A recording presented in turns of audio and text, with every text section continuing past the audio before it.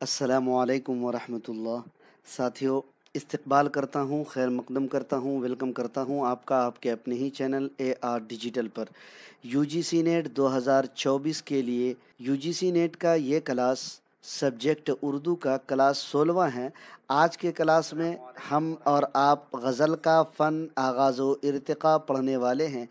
उर्दू के अहम गज़ल गो शुआरा और उनकी शायरी से सिर्फ़ और सिर्फ़ दो शायर वली दखनी और शामिल निसाब दूसरे शायर मीर तकी मीर को आज के क्लास में हम और आप पढ़ेंगे। इन दोनों की मुकम्मल हयात व खिदमात जानेंगे। यूजीसी नेट में जहाँ जहाँ से सवालात बनते हैं हर पॉइंट्स को डिस्कस करेंगे और पढ़ेंगे। उम्मीद के हमारी आवाज़ आप तक सही से आ रही होगी, एक बार कंफर्म करा दीजिएगा। इसके अलावा अगर आप AR डिजिटल के यूट्यूब चैनल पर पहली बार आए हैं तो आप AR डिजिटल के यूट्यूब चैनल को ज़रूर सब्सक्राइब भी कर लीजिएगा, बेल आइकन घंटी वाले आइकन को भी प्रेस कर दीजिएगा ताकि आपको हमारे लाइव क्लासेस का नोटिफिकेशन मिल सके। शुरू करेंगे उससे पहले आपको सिलेबस एक बार आपको बता देता हूँ। Subject Urdu, code number 28 UGC net का सिलेबस है। तारीख़ ज़बान उर्दू यूनिट 1 पढ़ने के बाद मारूजी सवालात लगाने के बाद यूनिट 2 उर्दू की शेरी असनाफ में कसीदा, मसनवी और मरसिया के भी थ्योरी पढ़ने के बाद मारूजी सवालात हम लोगों ने हल भी किया। इसके अलावा साथियों 2022 के सवालात को भी डिस्कस किया।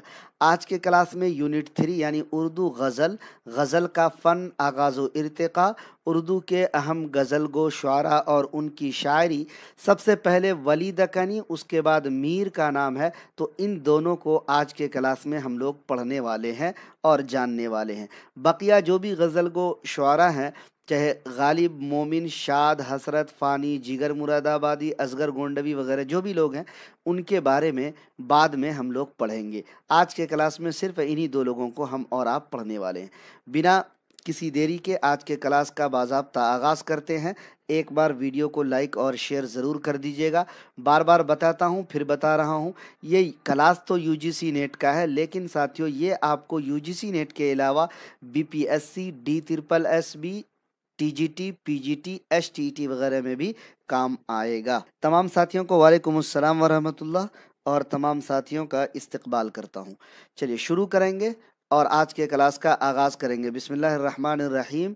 गज़ल का फ़न आगाज़ व इर्तिक़ा और गज़ल गो शुआरा। देखिए, गज़ल की लुग़वी तारीफ़ अगर की जाए तो गज़ल अरबी ज़बान का लफ्ज़ है और जिसके माना है औरतों से बातचीत करना। एक माना ये है, दूसरा माना है औरतों की बातें करना, औरतों से बातें करना या फिर औरतों की बातें करना, दोनों। इस्तिलाही अगर तारीफ़ की जाए, इस्तिलाह में गज़ल ऐसी सिन्फ़े नज़म को कहते हैं जिसमें इश्क व मुआशक़ा की बातें की जाए। आप इस्तिलाही तारीफ़ गज़ल की इस तरीक़े से कर सकते हैं। चलिए तीसरा पॉइंट है इसका, देखिएगा गौर से। गज़ल का पहला शेर जिसके दोनों मिसरे हम काफ़िया और हम रदीफ़ हूँ, मतला कहलाता है। इस चीज़ को, मतला को हम लोगों ने कई बार डिस्कस किया है। मतला एक वर्ड है, तला यतलऊ, तलान अरबी का वर्ड है, अरबी का अल्फाज है। इसका मतलब होता तुलू होना, निकलना, है ना, शुरू होना। तो गज़ल का पहला शेर जहाँ से शुरू होता है वो मतला कहलाता है। और एक पॉइंट आपको ये याद रखना है कि जो भी मतला होगा, मतले का जो भी शेर होगा वो हम काफिया होगा और हम रदीफ होगा। हम काफिया हम रदीफ की मिसाल नीचे अभी आपको समझाएंगे, लेकिन इस बात को याद रखिए, मतले का जो भी शेर होगा हम काफिया और हम रदीफ दोनों होगा। गज़ल का आखिरी शेर जिसमें शायर अपना तखल्लुस इस्तेमाल करता है, मक्ता कहलाता है। मक्ता का अरबी वर्ड है ये भी, कता यक्तौ, कतन का मतलब होता है काटना, ख़त्म होना, आखिरी में आना, है ना। तो मक्ता क्या होता है, आखिरी शेर होता है, यानी ख़त्म होता वहाँ पर गज़ल। तो ये क्या होता है, गज़ल ख़त्म होती है तो ये आखिरी शेर होता है मक्ता। मतला और मक्ता बार बार पूछा जाता है, अक्सर व बेशतर मुकाबला जाती इम्तिहानों में इसके मुतालिक सवालात आते हैं। तो दोनों को जहन में बैठा लीजिए, कोई भी एग्ज़ाम हो मक्ता और मतला से सवाल आते ही आते हैं। मतला और मक्ता के अलावा बाकी अशार क्या कहलाएंगे, तो फर्द कहलाते हैं। इस पॉइंट को भी नोट कर लीजिएगा। उसके बाद एक और पॉइंट देखिएगा, अहम पॉइंट है, मतले के बाद अगर कोई दूसरा हम काफिया व हम रदीफ शेर आता है, यानी हम काफिया हम रदीफ शेर तो मतले में आता है, लेकिन मतले के बाद अगर कोई दूसरा हम काफिया हम रदीफ शेर आता है तो आप उसे मतला सानी, हुस्ने मतला, ज़ेबे मतला कहेंगे। ये सवाल BPSC, UGC net, UP, TGT, PGT में पूछा गया सवाल है, याद रखिएगा। मतले के बाद अगर कोई दूसरा हम काफिया हम रदीफ शेर आता है तो उसे आप क्या कहेंगे? मतला सानी, हुस्ने मतला, ज़ेबे मतला वगैरह। गजल के अच्छे शेर को बैतुल गजल या शाह बैत कहेंगे, ये भी बीपीएससी में पूछा गया सवाल है, ठीक है। गजल के तमाम मिसरे एक ही वजन और एक ही बहर में होते हैं। अगला पॉइंट देखिएगा कि गजल में कम अज कम 5 अशार होते हैं, ज्यादा की कोई कैद गजल में नहीं लगाई गई है। गजल में कम अज कम कितने अशार होने चाहिए? तो गजल में कम अज कम 5 अशार होने चाहिए। इमदाद इमाम असर गज़ल की तारीफ कुछ इस तरह करते हैं, क्योंकि यूजीसी नेट में हमने देखा कि इमदाद इमाम असर की जो गज़ल की तारीफ इन्होंने की है वो कभी कभी पूछा गया, इसलिए गज़ल के लुग़वी माने औरतों से कलाम करना है, मगर इस्तिलाह में इससे वो सिन्फ़ शायरी मुराद है जिसमें ऐसे मज़ामीन जो आला दर्जे के वारदाते क़ल्बिया और अरफा दर्जे के उमूरे ज़हनिया से ख़बर देते हैं। ये तारीफ़ कौन करते हैं? तो इमदाद इमाम असर करते हैं। इस तारीफ़ को यूजीसी नेट के जो साथी हैं वो याद रखिएगा, इस तरह सवाल बनते हैं। चलिए, अब हैअत के एतबार से अगर देखा जाए तो गज़ल के अज्ज़ाए तरकीबी कितने हैं?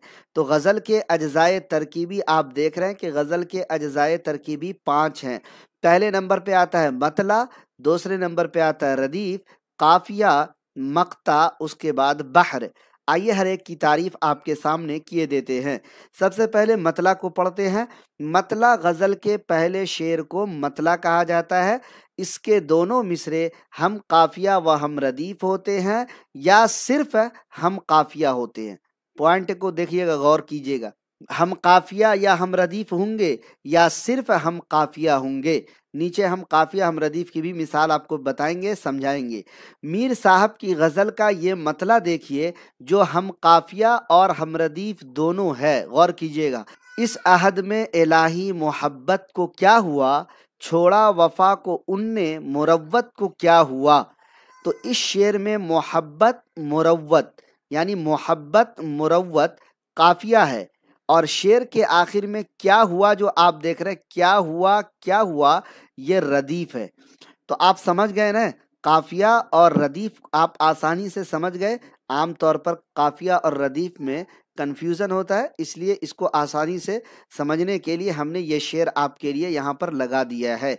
क्या इस अहद में इलाही मोहब्बत को क्या हुआ, छोड़ा वफा को उनने मुरव्वत को क्या हुआ। तो मोहब्बत मुरव्वत ये दोनों क्या है, काफिया है, जबकि क्या हुआ पहले और आखिरी मिसरे में ये रदीफ है। अब आगे देखिए, रदीफ इस्तिलाह में ऐसे मुस्तकिल कलेमे को कहते हैं जो किसी शेर या मिसरे के आखिर में काफिया के बाद बेआईनिही का मतलब होता है, इंग्लिश में अगर मैं बोलूं तो सेम टू सेम, या फिर आप कह सकते हैं एग्जैक्टली, है ना, बेआईनिही दोहराए जाएं, ठीक है। इस्तिलाह में रदीफ ऐसे मुस्तकिल कलेमे को कहते हैं जो किसी शेर या मिसरे के आखिर में काफिया के बाद बेआईनिही क्या के दोहराए जाएं। अब इसकी मिसाल अगर आप देखना चाहें तो मीर साहब की गजल का ये शेर देखिए, बज़्म में मुंह इधर करें क्यों कर, और नीची नजर करें क्यों कर, यूं भी मुश्किल है वो भी मुश्किल है, सर झुकाए गुजर करें क्यों कर।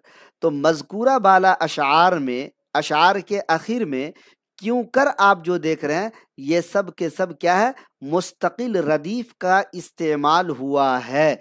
क्या हुआ है, बेआईनिही क्या हो रहा है, क्यों कर को दोहराया जा रहा है और बेआईनिही उसी तरीके से वापस लाया जा रहा है। इनने मतलब उन्होंने, बिल्कुल सही बात है। अब देखिए, काफिया की बात होती है। काफिया लुगत में काफिया के माने पीछे आने के हैं। اصطلاح میں قافیہ حروف اور حرکات کے ایسے مجموعے کو کہتے ہیں جو اشعار کے اخیر میں ردیف سے پہلے آئے، کیا ہو، ردیف سے پہلے آئے، جیسے مذکورہ اشعار میں آپ نے دیکھا ادھر، نظر اور گزر قافیہ کے طور پر استعمال ہوئے ہیں۔ ادھر، ادھر، نظر، ادھر، نظر، گزر، یہ سب کس لیے استعمال ہوئے ہیں؟ تو قافیہ کے لیے استعمال ہوئے ہیں، قافیہ کے طور پر استعمال کیے گئے ہیں۔ ردیف شعر کے لیے لازمی نہیں ہے، پوائنٹ کو نوٹ کیجئے، ردیف شعر کے لیے لازمی نہیں، مگر قافیہ کے بغیر شعر کا تصور محال ہے۔ اگر اشعار میں ردیف نہ ہو تو قافیہ شعر کے اخیر میں ہوگا۔ جی، اگر مان لیجئے کہ کوئی اشعار ہے، کوئی شعر ہے اور اس میں ردیف نہیں ہے تو قافیہ کہاں ہوگا؟ شعر کے اخیر میں ہوگا۔ آئیے اب اس کے بعد مقطع کی تعریف دیکھیے۔ غزل کے آخری شعر کو کہتے ہیں جس پر غزل مکمل ہوتی ہے۔ اس میں عموماً شعراء اپنا تخلص استعمال کرتے ہیں۔ یہ سب تو ہم لوگ بہت پہلے سے پڑھتے ہوئے آ رہے ہیں۔ جی، جس شعر میں شاعر اپنا تخلص استعمال کرے، جی وہ کیا کہلاتا ہے؟ مقطع کہلاتا ہے۔ جیسے جگر مراد آبادی کی غزل کا یہ آخری شعر بطور مقطع استعمال ہوا ہے، آنسو تو بہت سے ہیں آنکھوں میں جگر، لیکن آپ نے دیکھا کہ یہاں پر جگر مراد آبادی نے اپنا تخلص استعمال کیا ہے کہ آنسو تو بہت سے ہیں آنکھوں میں جگر، لیکن بند جائے سو موتی ہے، رہ جائے سو دانا ہے۔ تو یہ جگر مراد آبادی کی غزل کا کیا ہے؟ مقطع ہے۔ بسا اوقات شعراء اپنے نام یا تخلص کے بغیر بھی مقطع کہہ دیتے ہیں، ٹھیک ہے۔ میر صاحب کی غزل کا یہ آخری شعر دیکھیے، لیکن دیکھیے اگر مان لیجئے کہ شاعر اپنا تخلص استعمال جب نہیں کرے گا، شاعر اپنا تخلص استعمال جب نہیں کریں گے، کوئی شعراء نہیں کریں گے اپنا تخلص استعمال، تو وہ شعر مقطع نہیں کہلائے گا، بلکہ غزل کے دوسرے اشعار کی طرح وہ بھی ایک شعر ہے۔ سمجھیے گا بات کو۔ کیا ہے میر صاحب کی غزل کا یہ شعر؟ جانے کا نہیں شور سخن کا میرے ہرگز، جانے کا نہیں شور سخن کا میرے ہرگز، تا حشر جہاں میں میرا دیوان رہے گا۔ جی، میر صاحب کی غزل کا یہ آخری شعر ہے۔ یہاں پر دیکھیے اگر اس میں مطلب میر صاحب تخلص استعمال کرتے تو یہ بھی جملہ ہو سکتا تھا کہ میر صاحب کی غزل کا یہ مقطع دیکھیے، مقطع کا شعر دیکھیے۔ چونکہ انہوں نے اپنا تخلص استعمال نہیں کیا، اس وجہ سے یہ شعر مقطع نہیں کہلائے گا۔ اب بحر کی تعریف کرتے ہیں۔ بحر یہ جو ہے ساتھیوں غزل کا آخری جز ہے۔ بحر لغت میں سمندر یا دریا کو کہا جاتا ہے۔ شعری اصطلاح میں بحر چند ایسے موزوں کلمات کو کہتے ہیں جن پر اشعار کے وزن کو درست کیا جاتا ہے۔ جن اجزاء سے مل کر بحر بنتا ہے انہیں ارکان کہتے ہیں۔ ہر شعر کسی نہ کسی بحر میں کہا جاتا ہے۔ امید کہ آپ لوگوں کو یہ سمجھ میں آ رہا ہوگا۔ یہ نمائش سراب کیسی ہے، کیسی تو آپ کو تشبیہ ہو جائے گا۔ اب غزل کا آغاز و ارتقاء دیکھتے ہیں۔ غزل کے لغوی معنی، اصطلاحی معنی، جی غزل مقطع اور مطلع۔ اس کے بعد ساتھیوں ہم نے ساری چیزیں پڑھ لیا کہ کیا ہوتا ہے غزل کے اجزائے ترکیبی پڑھا، اجزائے ترکیبی کی تعریف ہر ایک کو ڈیٹیل میں سمجھا۔ اب غزل کا آغاز دیکھتے ہیں۔ اردو زبان میں غزل گوئی کی روایت فارسی کے توسط سے پہنچی۔ یہ سوال بنتا ہے کہ اردو زبان میں غزل کی جو روایت ہے کس کے ذریعہ پہنچی، کس کے توسط سے پہنچی؟ ٹھیک ہے، تو یہاں پر یاد رکھے گا فارسی کے توسط سے۔ فارسی سوال کیا بنتا ہے کہ اردو کا پہلا صاحب دیوان شاعر کون ہے؟ تو محمد قلی قطب شاہ کو اردو کا پہلا صاحب دیوان شاعر کہا جاتا ہے۔ اس نے کلیات محمد قلی کے نام سے ایک کلیات تحریر کی جس میں غزل کی ایک اچھی خاصی تعداد کیا ہے؟ موجود ہے۔ قلی قطب شاہ کے متعلق نصیر الدین ہاشمی تحریر کرتے ہیں، جی سلطان کے کلام سے معلوم ہوتا ہے، یعنی قلی قطب شاہ کو نصیر الدین ہاشمی دکن میں اردو کے مصنف سلطان کے لقب سے پکارتے ہیں اور کہتے ہیں سلطان کے کلام سے معلوم ہوتا ہے کہ وہ ایک فطری شاعر تھے، ہر موضوع پہ نہایت کامیابی سے طبع آزمائی کی۔ دکنی شعراء میں وجہی، غواسی، برہان الدین جانم، ملا نصرتی، سراج اورنگ آبادی اور ولی دکنی وغیرہ نے بھی کیا کی، غزلیں تحریر کیں۔ اس کے بعد دکنی شعراء میں ولی دکنی کا مقام بہت بلند ہے، اتنا بلند ہے کہ یو جی سی نیٹ نے اس کو اپنے نصاب میں شامل کر لیا، اور ان کی اگر آپ دیکھیں گے تو ساتھیوں کہا جا رہا ہے کہ کلیات ولی جو ان کا کلیات ہے، ان کی ابتدائی 5 غزلوں کو آپ کو پڑھنا ہے، ردیف الف کی، با کی، یا کی اور یہ کی، ہے نا، 5 غزلوں کو پڑھنا، یعنی ردیف الف کی 5، با کی 5، یا کی 5 اور یہ کی 5، ہے نا، 5 غزلوں کو پڑھنا ہے۔ ولی دکنی پہلے ایسے غزل گو شاعر ہیں جن کی غزلوں کو بنیاد بنا کر بعد کے شعراء نے غزلیں کہنی شروع کی۔ مولانا ابوالکلام آزاد نے ولی دکنی کو اردو غزل کا بابائے آدم قرار دیا ہے۔ کلیئر ہے سر شبنم خاتون، شکریہ۔ اس کو اسٹار مارک لگا لیجئے گا۔ پوچھا جاتا ہے کہ اردو غزل کا بابائے آدم کسے قرار دیا جاتا ہے؟ ولی دکنی کو۔ ولی دکنی کو اردو غزل کا بابائے آدم کس نے قرار دیا ہے؟ مولانا ابوالکلام آزاد نے۔ تو اس پوائنٹ سے دو سوال بن سکتے ہیں، دھیان دیجیے۔ بعض محققین نے شمالی ہند میں اردو شاعری کے باقاعدہ آغاز کو ولی کے دیوان کی آمد دلی سے تسلیم کرتے ہیں، یعنی ولی کا جو دیوان ہے وہ دلی آیا تھا، اس کے بعد شمالی ہند میں اردو شاعری کا باقاعدہ آغاز ہوا ہے، ایسا بعض محققین کیا کرتے ہیں، تسلیم کرتے ہیں۔ غزل شمالی ہند میں، شمالی ہند کے ابتدائی دور کے غزل گو شعراء میں شاہ مبارک آبرو، خان آرزو، مرزا مظہر جانے جانا، شاہ حاتم اور فائز دہلوی وغیرہ قابل ذکر ہیں۔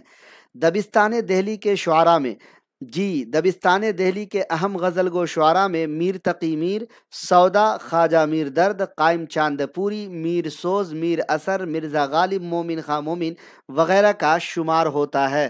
دبستان لکھنؤ کے شعراء میں انشاء، مصحفی، جرأت، ناسخ، حیدر علی آتش اور امانت لکھنوی وغیرہ نے عمدہ قسم کی غزلیں تحریر کی۔ دور جدید کے شعراء میں حسرت موہانی، فانی بدایونی، اصغر گونڈوی، یگانہ چنگیزی، جگر مراد آبادی، شاد عظیم آبادی، چک بست اور آرزو لکھنوی نے بھی فن غزل گوئی کی آبیاری و آب پاشی کی اور اس کو عروج پر پہنچانے میں اہم کردار اور اہم رول ادا کیا۔ 1927 میں احسن مارہروی نے بھی شائع کیا۔ نور الحسن ہاشمی نے 1989 میں کلیات ولی کو مرتب کر کے شائع کیا۔ ولی دکنی جسے مولانا محمد حسین آزاد نے، اب دیکھیے یہاں پر صحیح بات ہے، وہاں اوپر میں غلط ہو گیا، اس کو صحیح کر لیا جائے گا۔ ولی دکنی جسے مولانا محمد حسین آزاد نے اردو غزل کا بابائے آدم کہا ہے، اوپر میں ٹائپنگ میں غلطی ہو گئی، یہاں پر صحیح اس کو کر دیا گیا ہے، اوپر والا صحیح کر دیں گے انشاءاللہ۔ آگے بڑھتے ہیں۔ ولی دکنی کو ریختہ کا استاد میر نے کہا ہے۔ ولی دکنی کو اردو کا چاصر کہا جاتا ہے۔ فراقی ولی کا ہم عصر شاعر تھا جس سے ولی کی ادبی چشمک تھی۔ ولی کے نام کے بارے میں مختلف اقوال ہیں۔ مولانا محمد حسین آزاد نے ولی کا پورا نام شمش ولی اللہ دکنی لکھا ہے۔ نصیر الدین ہاشمی نے ولی دکنی کا صحیح نام ولی محمد لکھا ہے۔ اس کے علاوہ اور بھی نام کتابوں میں ملتے ہیں، مثلا محمد ولی، ولی الدین ولی وغیرہ۔ ولی کے نام کے بارے میں جس قدر اختلاف ہے، اسی طرح ولی کی جائے پیدائش اور وطن کو لے کر محققین کی الگ الگ رائے ہے۔ بعض محققین ولی کا وطن گجرات کو بتاتے ہیں تو بعض ولی کے دکنی ہونے کے قائل ہیں۔ چنانچہ نصیر الدین ہاشمی لکھتے ہیں، مہاراشٹر کے چند ادیب ولی کو گجرات کا شاعر قرار دیتے ہیں، مگر ہمیں اس سے اتفاق نہیں، کیونکہ ولی کے ہم عصر اور دوست شاہ ابو المعالی کے فرزند کا جو قلمی دیوان ہے، اس میں انہوں نے ولی کو دکنی شاعر تسلیم کیا ہے اور گجرات کو دکن میں شامل نہیں کیا جا سکتا۔ یہ نصیر الدین ہاشمی نے دکن میں اردو جو ان کی تصنیف ہے اس میں انہوں نے کہا ہے۔ دوسری طرف محمد حسین آزاد ولی کے متعلق لکھتے ہیں، ولی احمد آباد گجرات کے رہنے والے تھے اور شاہ وجیہ الدین کے مشہور خاندان سے تھے۔ میر تقی میر اپنے تذکرے میں ولی کو اورنگ آبادی لکھتے ہیں۔ دیکھیں کس قدر اختلاف ہے۔ شمالی ہند میں ولی کے دیوان کی آمد سے ہی اردو شاعری کا باقاعدہ آغاز ہوتا ہے۔ ولی کے کلام کو شمالی اور جنوبی ہند کے درمیان لسانی و ادبی پل قرار دیا جاتا ہے۔ اس سے پہلے اردو سوائے ہندی دوہوں کے اور کہیں نہیں ملتی تھی۔ جب 1720 میں ولی کا دیوان دلی پہنچا، دیکھیں یہاں پہ 1720 ہے، باقی NCERT وغیرہ میں کچھ الگ ہی ڈیٹ ہے، 1700 کے قریب دیا گیا ہے، ٹھیک ہے۔ پہنچا تو اہل دہلی حیران و ششدر رہ گئے کہ زبان ریختہ میں ایسا کلام بھی کہا جا سکتا ہے۔ اہل دلی نے ولی کے دیوان کو ہاتھوں ہاتھ لیا اور ولی کے طرز پر غزلیں کہی جانے لگی۔ ولی کے کلام کو میر سے پہلے وہی مرتبہ حاصل تھا جو آج میر کے کلام کو ہے۔ ولی نے اس وقت کی زبان میں عربی فارسی الفاظ شامل کر کے زبان اردو کو ایک نئی شکل عطا کی۔ جی 1719 ہے NCERT میں، جی بالکل صحیح۔ ہر جگہ کچھ نہ کچھ اختلاف ہے بھائی، NCERT میں کچھ ہے، باقی کتابوں میں کچھ ہے نا، ان کی کتابوں میں کچھ ہے، ان کی کتابوں میں کچھ ہے۔ خیر، محمد حسین آزاد کی کتاب میں کچھ ہے، نصیر الدین ہاشمی کی کتاب میں کچھ ہے، تذکرہ شعراء اردو میں کچھ ہے۔ بھائی کیا ہے؟ ولی نے ایک دیوان اور ایک کلیات اپنی یادگار چھوڑی ہیں۔ ولی کے کلیات میں 6 قصائد ہیں۔ ولی کے کلیات 3500 اشعار ہیں، تقریباً 404 غزلیں اور 26 رباعیات شامل ہیں۔ جی ولی دکنی نے ایک رسالہ نور المعرفت کے نام سے بھی لکھا ہے۔ کلیات ولی کے جو 5 ابتدائی غزلیں ہیں وہ سب دیکھتے ہیں۔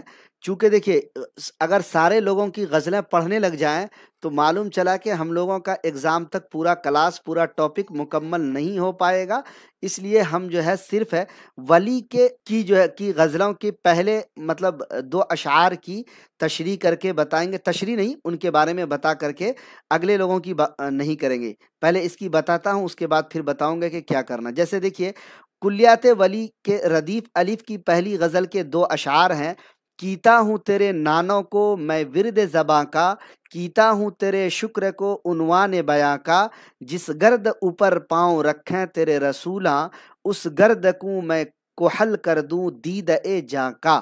تو کلیات ولی کے جو ردیف الف کی پہلی غزل ہے اس کے یہ صرف اور صرف 2 اشعار ہیں، ٹھیک ہے۔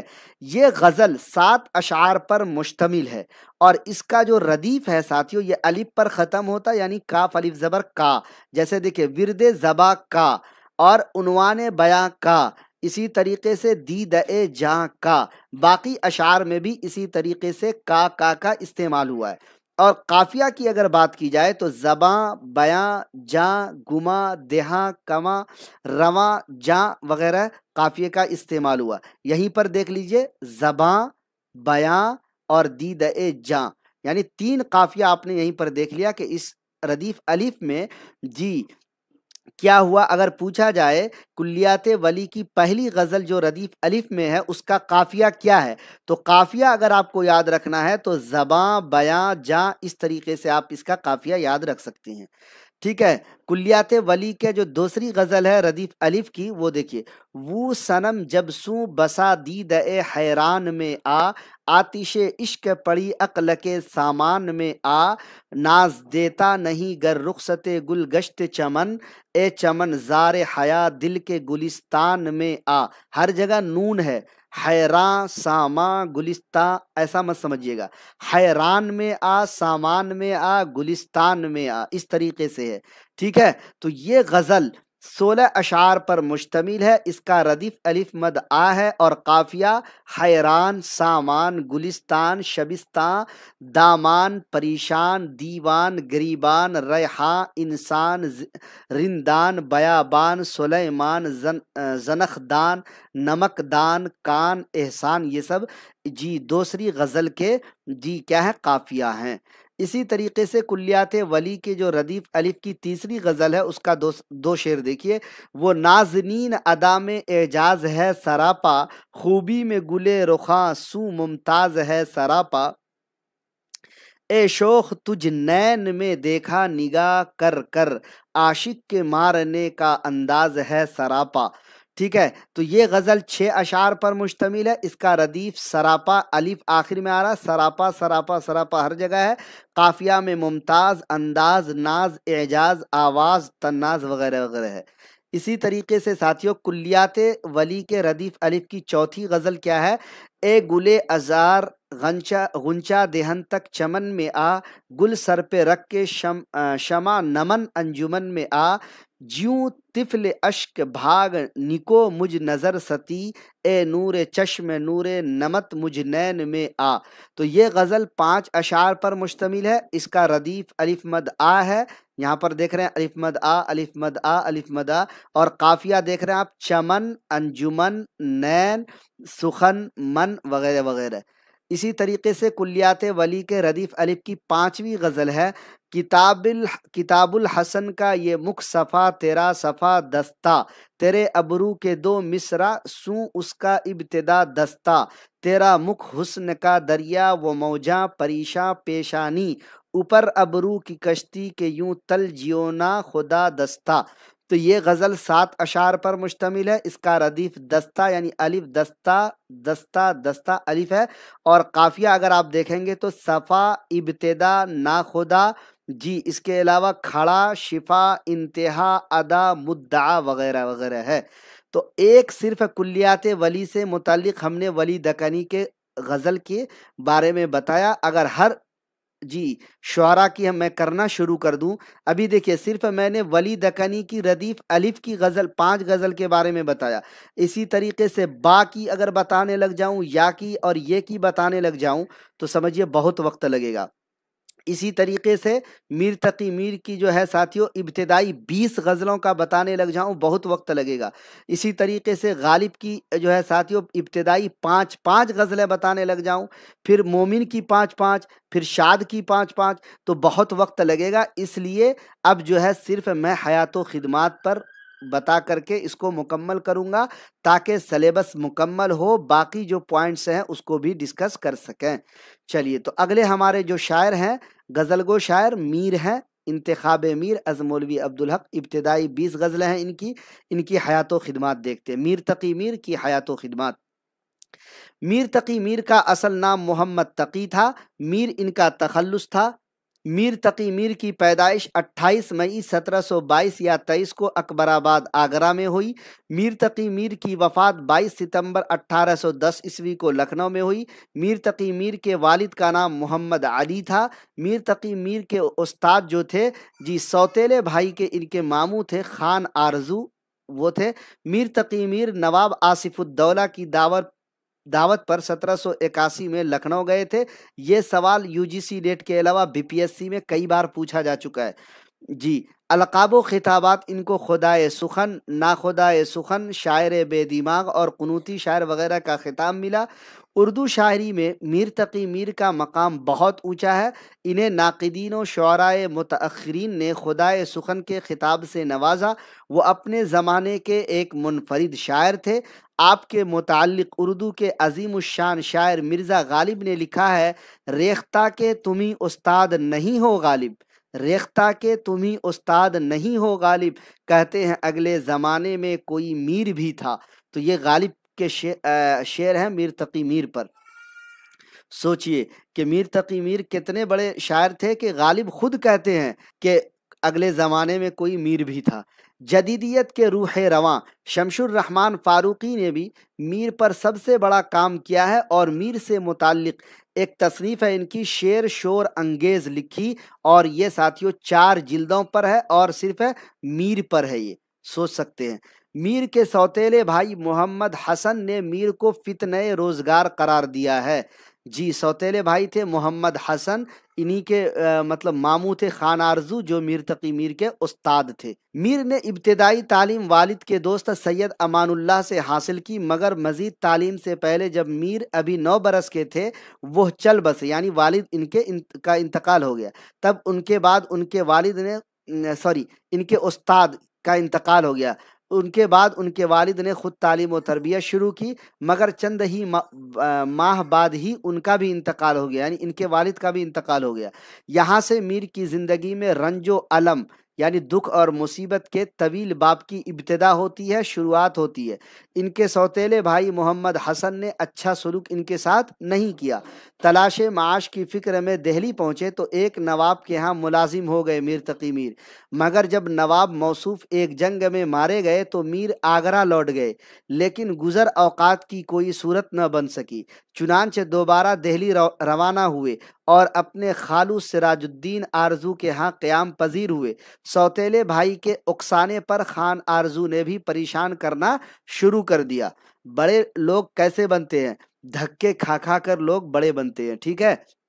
تو دیکھیے، مطلب روزی روٹی کے لیے، زندگی گزر بسر کرنے کے لیے بھی ان کو کچھ نہ تھا، کوئی سپورٹ نہیں تھا۔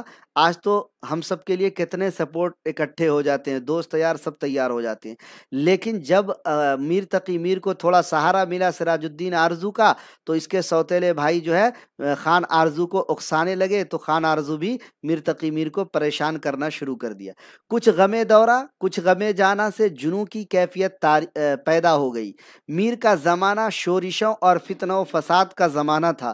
ہر طرف تنگ دستی و مشکلات برداشت کرنے کے بعد بالآخر میر گوشۂ عافیت کی تلاش میں لکھنؤ روانہ ہو گئے۔ وہاں ان کی شاعری کی دھوم مچ گئی اور نواب آصف الدولہ نے 300 روپے ماہوار وظیفہ مقرر کر دیا اور میر آرام سے زندگی بسر کرنے لگے۔ میر نے تقریباً لکھنؤ میں 31 سال چین و سکون کی زندگی بسر کی، لیکن میر کی جو مزاجی تھی، تند مزاجی کی وجہ سے کسی بات پر ناراض ہو کر نواب آصف الدولہ کی دربار سے الگ ہو گئے۔ آخری 3 سالوں میں جوان بیٹی اور بیوی کے انتقال نے صدمات میں اور اضافہ کر دیا۔ آخر اقلیم سخن کا یہ حرمہ نصیب شہنشاہ 87 سال کی عمر پا کر سن 1810 عیسوی میں لکھنؤ کی آغوش میں ہمیشہ ہمیش کے لیے سو گیا۔ مولوی عبدالحق فرماتے ہیں، میر تقی میر سرتاج شعرائے اردو ہیں۔ ان کا کلام اسی ذوق و شوق سے پڑھا جائے گا جیسے سعدی کا کلام فارسی میں۔